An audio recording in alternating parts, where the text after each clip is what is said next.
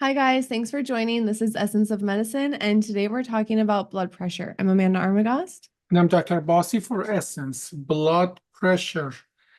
Now, sometimes you make my blood pressure go really, really up high, Amanda. Yeah. Why? Well, what does that expression mean when you say you make my blood pressure go up?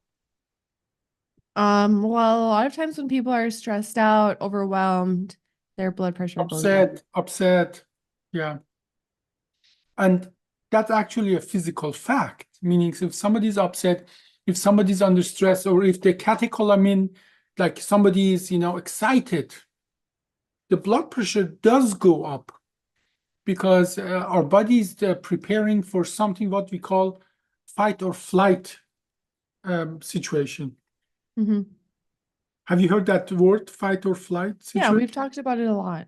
Yeah. So it is in a situation that actually based off animal behavior, is research on based on animal behavior. Now, each animal has a distance. As a matter of fact, different people in different countries have what we call um, safe distance or personal distance. Like we know that in Scandinavia, that safe distance is like few feet, whereas in Italy, people are just touching each other. That Hmm.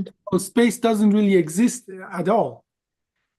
And animals have something similar, meaning that there is a distance. If you're outside of it, vast majority of the animal try to escape or flight, go away from you. But if you're in that space, they know they cannot go away from you. They will fight you. Like a mouse, if it's cornered, fights back. Hmm. What does that mean in reality for most of the animal is that, when you meet another animal, either you're going to mate with them or you're going to eat them. That's the two behavior animals have toward each other. And then when you get too close, if they cannot escape from you, then they have to fight you. That's their last chance. But both of them activate a series of physiologic behavior in our body. Like when you're scared, what happens? Have you watched people in a scary movie? What happens when people are scared? They scream. A lot of They turn white, right? Like, Sure. yeah, that is because all their blood get internalized. They don't need their um, blood going to their skin. They need the blood going to their muscle because they're either going to fight or run away. They get more blood to the internal, your muscle, their muscle, the brain. As a matter of fact, many of the other areas of the body shuts down. And one of the additional thing that when the animal get in that situation, I'm not sure if you have seen that. If a leopard is start to chase a gazelle or a deer, one of the first thing they do, they defecate, the animals defecate and urinate, Hmm. okay? Because the internal organ, not only they're shutting it down, but as well they want to shed weight so they can go away. But a big part of this process is that all the vessel constrict in their skin and many other organs, but then the vessel that they go to the muscle, they open up, part of the same reaction. And the first thing, the way you notice that is that the pressure that push the blood in our vessel, it goes significantly higher. So, and that blood pressure is what literally pushes oxygen and the nourishment and glucose and so on to the muscle, so the muscle can be more active. Now, that part of that is actual pressure, meaning that if you put a pressure device in your arteries, you see that pressure is literally higher. By the way, it is unbelievably uniform how our blood pressure really is. Our heart is not like a continuous pump. It pumps, it feels back itself, and it pumps, and it feels back itself. But when it's pumping, obviously the pressure is higher. And when it stop pumping, it has to refill itself. And when it's pumping, we call that systolic pressure. That pressure, we call it like is now 110. Have you heard these numbers? You know what the regular blood pressure is and so on? Well, I don't I don't know like what a normal healthy blood pressure is, but I have heard these numbers because when you go to the doctor, they tell you. What was last time you went there? What was your blood pressure? I don't remember because I'm not concerned about my blood pressure. Actually, on a scale, usually I would be a little bit on the lower end of healthy for blood Oh, pressure. well, these days we know actually lower blood pressure, if it's constant, if it's yours to keep, it's actually a good thing. But generally, we measure it in how many centimeter of water it's that pressure equals to push up. Imagine on one side of a hose, we put that into your artery. On the other side, we connect it to a column of water, and we measure it not in inch, we measure it in centimeter. Usually, when our heart beats, it beats like a 110 centimeter or almost 4 feet of water column pressure. That is how the usually what the systolic pressure is. But then when the heart stops beating, that pressure stops, right? But our arteries, they are like a rubber hose. When heart beats, they expand. And then while in that moment when the heart is not beating, that pressure that literally increase the size of the arteries like a rubber hose, they squeeze the blood still out, and that we call diastolic pressure. That is why blood pressure has two numbers. The first number is how much our heart is pushing it out, systolic pressure, and second number, diastolic pressure, is how much the pressure that amount of the blood that is in our arteries and had made our arteries expand, the pressure in that elastic pressure of the arteries, how much is that pushing against the blood and pushing it forward? That diastolically. Normal numbers are 120 in the systolic and about 60, 70, 80, 60 to 80 diastolic. That is a normal pressure. And then that is why obviously we don't, when we measure the blood pressure, we don't put like a hose or a needle in the artery to measure the pressure. Sometimes we do in the ICU. That is how we measure the blood pressure in the ICU. We put literally a tiny needle in the radial artery, and we get actual those pressure waves. The pressure goes up, comes down, and then goes up. With each heartbeat, it goes down, and then it never goes to zero because it will be always the diastolic is the bottom pressure. That blood is always moving forward, but it has this variation. When the heart meets the systolic 120, then it falls to 60, 70 diastolic, and then it goes up and down. Now, when the last time they measured your blood pressure, how did they measure it, Amanda? They put like a bag, like a wrap around your arm, and then you uncross your legs, and then it expands, and they're using the little pump thing. Yeah. And I think also there's something on your finger to measure your pulse. Yeah, that thing on your finger is an oximeter, but I'm still old enough to learn how to do it the old-fashioned way, measuring the blood pressure. So practically what you do is you put a cuff on the arm and you measure how much pressure the cuff is producing, and you put a stethoscope on the here on the elbow. You listen to the you listen to the flow of the blood in your artery at the elbow. So cuff on the upper arm, stethoscope on the elbow, and every time, you actually go all the way up until you don't hear anything. And then when you are reducing the pressure, slowly the pressure inside of the artery can overcome the pressure of the cuff, and then you hear like pop, pop, pop, because every time it happens, the artery is closed in the diastolic because let's say you put the cuff pressure at 120, right? And your blood pressure is 119.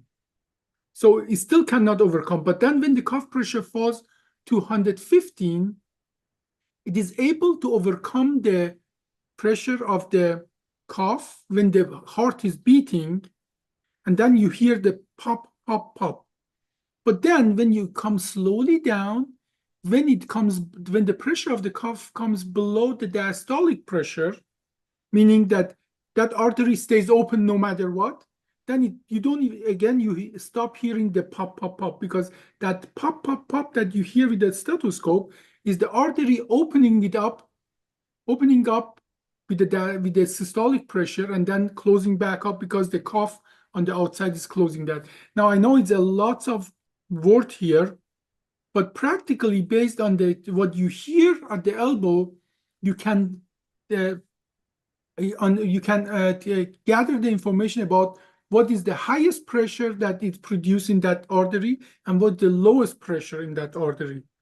Because where you are within that frame, that the artery is between this pressure and that pressure, if the cuff is in that range, the artery opens and closes. But if you're above it, it's just closed. And if you're below it, it's just open. So you don't hear the pop, pop, pop. Okay. Now, when do you think we really understood what the blood pressure is? And this knowledge is so surprisingly new to us, how all of that works. It's all natural to me or to us now. But just a few hundred years ago, we truly understood. And one of the biggest achievements of one of the old doctors was that he understood that the blood flows from up down, because he could put your fingers on and he could feel that the finger that is closer to the heart, he would feel the pulse before the finger that is farther from the heart. And that was his big achievement and so on. Can you imagine that was a big achievement just a few hundred years ago? It is a big achievement because we still use blood pressure all the time today. Yeah. Now, what do you think, what's your understanding? What do we use the blood pressure these days for?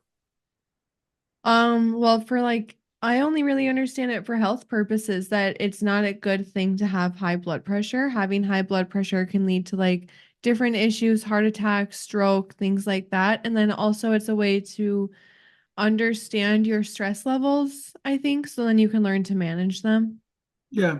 Now, I think one of the most important thing about the blood pressure and high blood pressure is, you remember when I said that when the heart is beating, it expands the arteries like a rubber hose. Mm-hmm.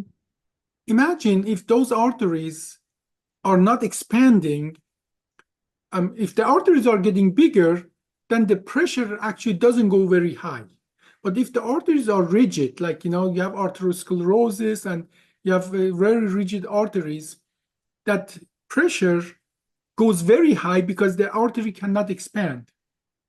So one of the problems with the high blood pressure is that is a sign that your arteries are not really expanding properly. Additionally, what is another problem with that is that actually our heart gets its blood supply after it stopped beating. Then there's it's actually very refined ways. There's that to feed blood, perfuse blood to our own heart. Obviously, when the heart is beating, the internal pressure is so much that the blood cannot come back to that. But once it stops beating and it starts feeling it internally, that is the time actually our own heart get blood supply to itself. Okay. And for that reason, actually, those arteries in our cadaver lab, sometimes I open it up and show it to people. I open up the heart. The artery that feeds blood to our heart is actually behind the valve that feed blood to aorta. What that means is that the heart beats and then like a one-way valve.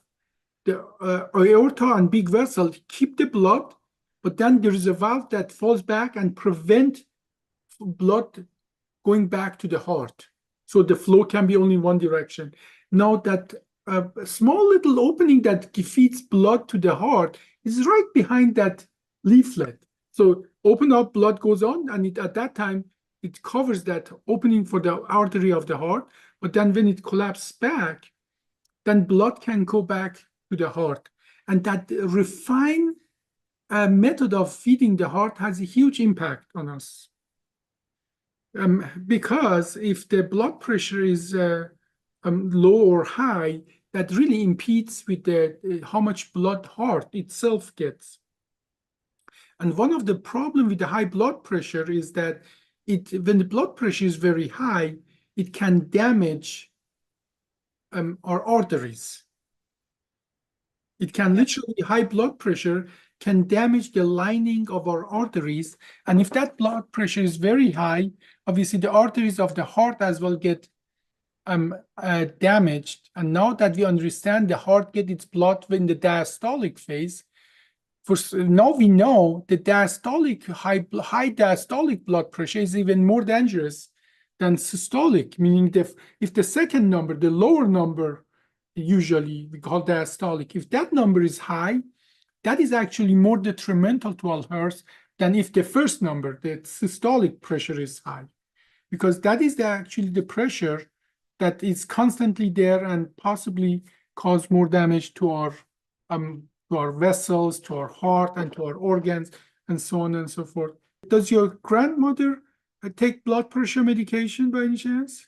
Both of my grandmas take blood pressure medication, but it's actually really interesting because my mom's mom has been on blood pressure medication forever, like probably since she was in her 60s. But she's also on a lot of medications and she just generally lives a little bit less of a healthy lifestyle. Where dad's mom, I don't know if she's on blood pressure medication. I asked her a few years ago and she said no. So maybe it's recent that she is, but she's in her 80s and she has a really healthy lifestyle. She's walked multiple miles a day every day for years, even in Minnesota, she does. And then she actually takes certain precautions to help lower her blood pressure. Like she eats special foods that lower her blood pressure. She makes sure she eats cinnamon every day and things like that.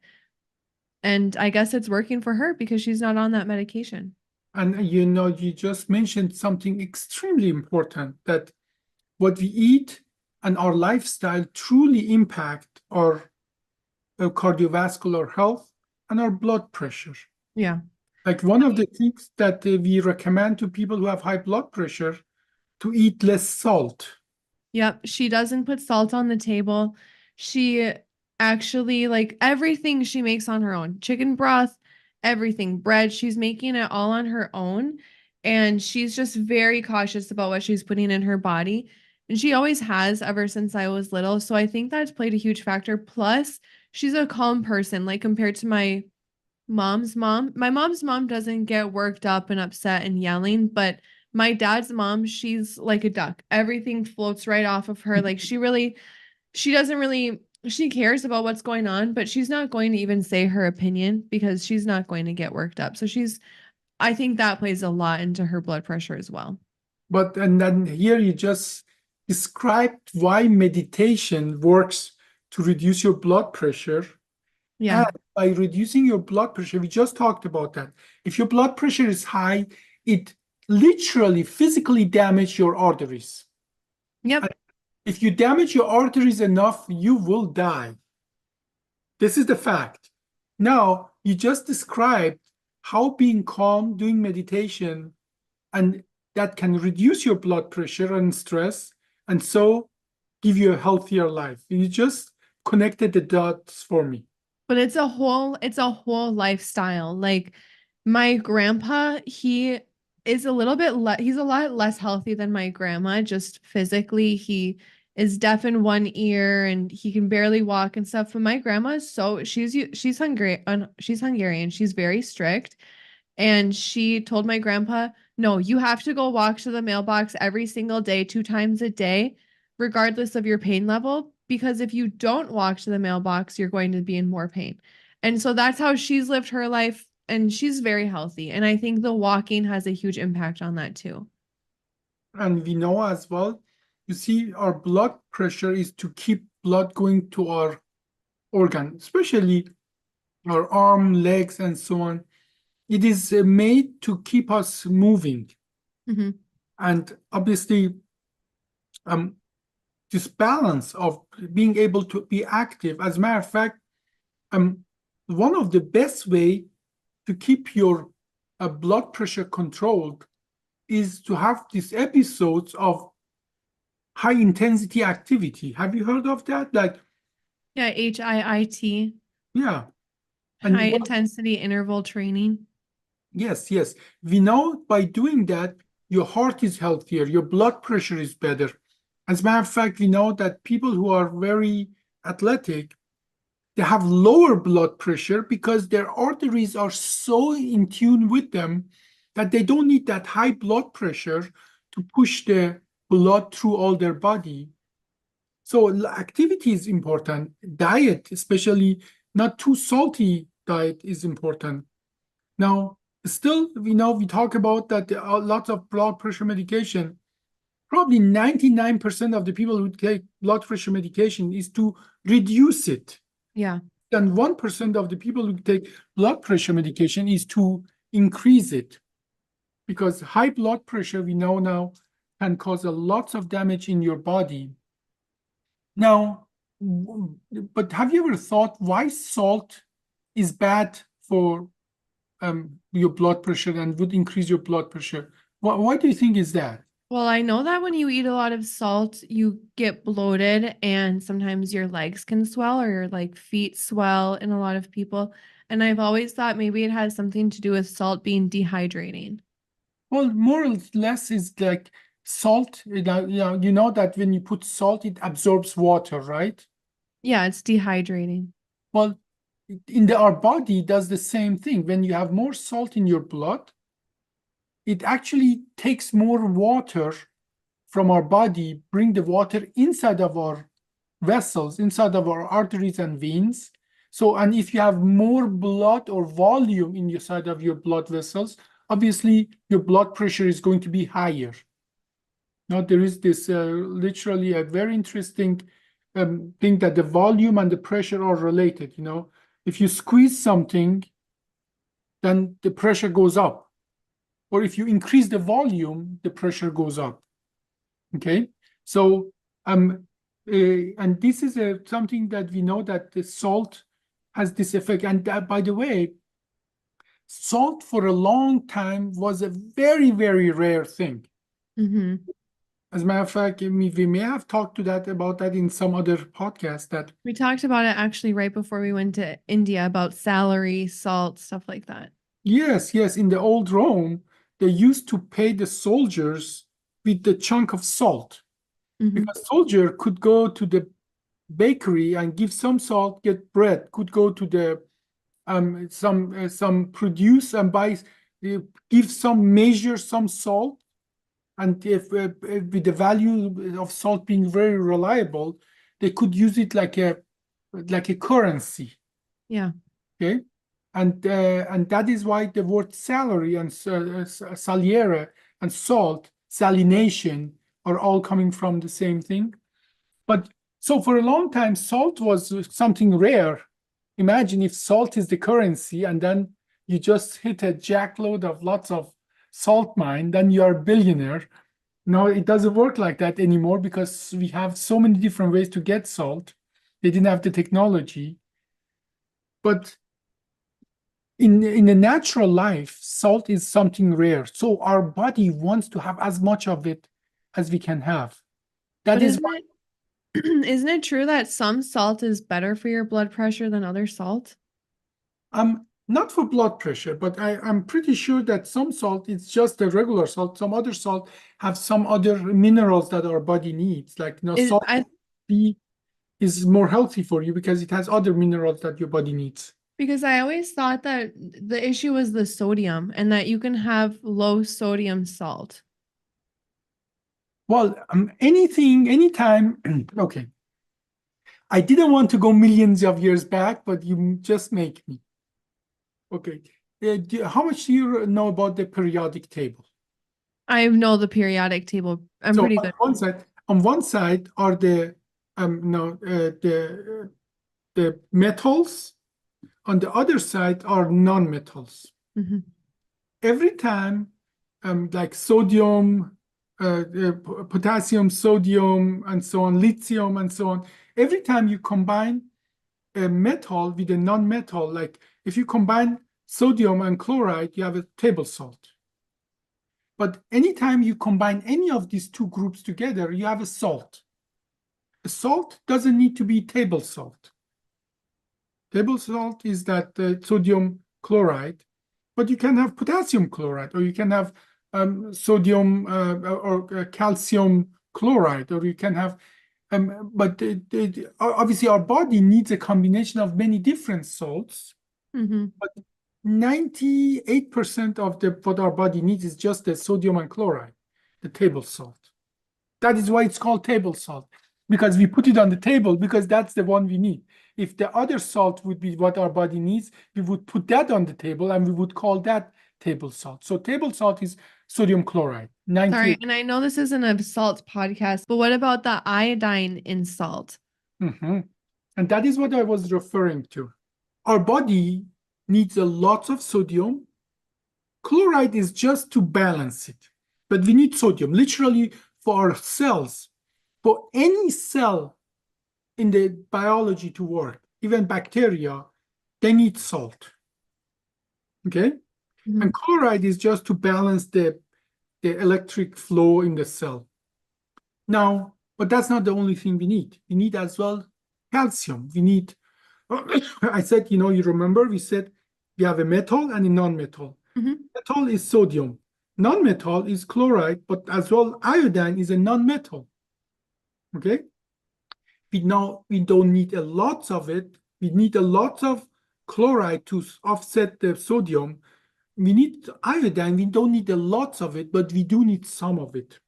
Now, guess what? Even many, many, many 100 years ago, people noticed people who lives in the mountains, their neck grows really big. Goiter, right? Goiter, yes, goiter. We never ever see that again. We never see that. Mm-hmm. And then and that is when your thyroid hormones are producing in your thyroid, and that thyroid hormone needs some iodine. Not much, but some iodine. It needs some iodine. But if it doesn't get the iodine, it thinks it has to grow bigger to catch the last molecule of iodine. So it grows and grows bigger and bigger, but if you don't have enough iodine. Mm-hmm. And then they notice people in the mountain in Europe, they get that, but people in the coast, they don't get that. And then a long time later, they noticed that people in the mountain, they use the salt from the mines in the salt, and people in the coast, they use the salt just from the water. They let it evaporate, and then they get salt from that. And then they notice if people in the mountain use the salt not from their own mountain mines, but from the people who produce it in the coast, then their goiter get better. Actually, they can cure it. This was a huge disease. You see those old pictures, even 100 years ago and so on. These people come with a big, huge neck. You just give them some iodine or salt that has iodine in it, and they get better. It's a hormone. It can regulate lots of things in our body. Mm-hmm. If you fall low on it, you literally can die. Okay? Yeah. Those things don't happen anymore because now we can control our diet and so on. And now these days they add iodine to your salt. But as well, what I'm getting at, yes, 98% of the salt you eat is sodium chloride, but there are some other minerals, some other salts or minerals in that salt that is important for your health. But the part that really impacts your blood pressure is the regular sodium chloride. That is the part that really impacts your actual blood pressure. And the idea is here that because for a long time, in the nature, that was a rarity. We like to eat salty stuff. That is why Dorito is a Dorito. They put fried stuff in it, they put salt in it, and so on. So nobody eats only one Dorito. Okay. Mhm. And that most part of it is the salt. So um, our taste, our palate wants a lot of salt, but our cardiovascular system get overrun by it. And especially if you're predisposed and so on, then put you over the edge. That is why good diet, less salty diet, is really crucial for our health. Plus managing your stress because I mean, your diet will play a huge part in this, but you also need to manage your stress because if you're the healthiest person in the world, you can still die of a heart attack. Yes, yes, you can. You can. All of that. Actually, it happened to my friend's uncle. He was like the healthiest person she knew, and he died of a heart attack while on a treadmill. And you see, um, the biology has lots of variation. And there are as well on the other side, there are as well lots of people who smoke until they're 100 years old, And never get lung cancer. never get lung cancer. But statistic is statistic. All biology is a statistic. Life Mhm. is statistic, meaning that if you go on treadmill, generally you're less likely to die. And if you go and smoke, you're more likely to have lung cancer. So those biological facts are the same, but individually it can be a huge variation in one versus another. Okay. Yeah. So, what, we talked about the blood pressure and what it is and what the meaning of it is, how to control it. Obviously, we are not going to go on the depth of how medication manages to reduce the blood pressure, but rest be assured, the vast majority of the medication that reduces your blood pressure, it works on your arteries and veins, it opens them up so there's more volume. When there's more volume, then the pressure drops. And managing it is extremely important because we know that there's a very direct correlation with high blood pressure and heart attack, stroke, when your arteries burst in your brain and you have bleeding inside of your brain and so on. So we know there's a very high correlation there. So what have we not covered? What question would you have if you want? What else would you want to know about the blood pressure, Amanda? Um, I was kind of curious that if you have a more stressful life from the beginning, if your body like adapts to that, or if you just always have high blood pressure. Do you know what I'm asking? Yeah, a busy, stressful lifestyle obviously produce certain hormones in our body. Mm-hmm. And we have a good understanding what those hormones are. And those hormones, you remember when we talked about that when you are scared, you turn white? Mm-hmm. It's because it squeezes the arteries in our skin. And when they're squeezed, all of the blood goes internally.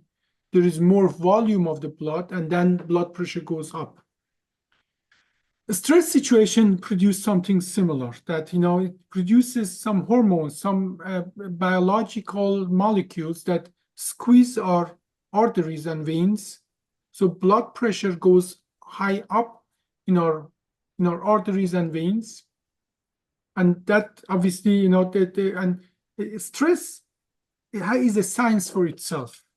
We know that our body needs certain level of stress. Mm-hmm. But one of the problem of humanity is that now we have made that stress not to a temporary situation where you see in the nature the leopard is running after the gazelle, and the gazelle either get eaten or runs away. As a matter of fact, 8 out of 9 times the gazelle runs away. And then a high intensity, and then the gazelle is not stressed anymore. It goes somewhere, start grazing and so on. But imagine we human have made our lives like the leopard is always 24/7 running behind us. Yeah, seriously. And our biology is not made to deal with that. But I'm wondering if, like, for example, let's say you're a child and you're born into a family who's moving every year. And so you really don't get adapted to any friends. Like that's already stressful in itself. And then your parents are fighting a lot and then they're getting divorced. So they're always, so it's like your stress is going from, it's never going below a level 8. Does your body adapt to that? And then you kind of, your body understands that this is my normal stress level? Or are you constantly in like a fight or flight and then your blood pressure is high and things like that? Or does it just Second adapt one. to that? It is second one. We know that if you're in chronic stress, your life expectancy is shorter. Obviously, mentally you get adapted to that. Like, look at my life, you mentally get adapted to that, but we know overall you have higher rate of heart problem, higher rate of heart attack, strokes, and so on. You